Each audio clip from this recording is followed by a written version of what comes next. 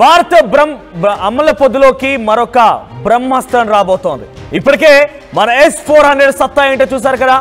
పాకిస్తాన్ లో నుంచి ఒక్కటంటే ఒక్క మిసైల్ ని కానివ్వండి, ఒక్క డ్రోన్ ని కానివ్వండి, మన భారత భూతల్లిని తాకక మునిపే గాల్లోనే పేల్చేశాం.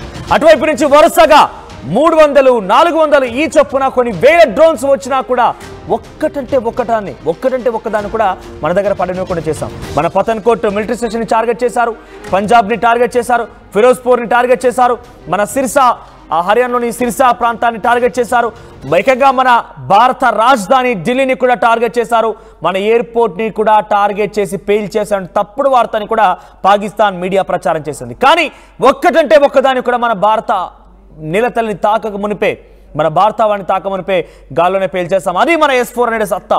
S-400 the biggest radar system కలిగినటువంటి యొక్క భారీ surface to air anti defence system, air defence system అది. సో అటువంటిది మన భారతదేశం దగ్గర ఉంది. మన రష్యా నుంచి దాన్ని తీసుకున్నాం. దీంతో పాటుగా మన భారతదేశంలోనే ఇక్కడే తయారు చేయబడినటువంటి ఆకాశ్ మిసైల్ కూడా ఉంది. అది కూడా చాలా హైయెస్ట్ రాడార్ డిఫెన్స్ సిస్టమ్ కలిగినటువంటి ఒక బిగ్గెస్ట్ వెపన్ మనకు ఉన్నటువంటి వెపన్ అది.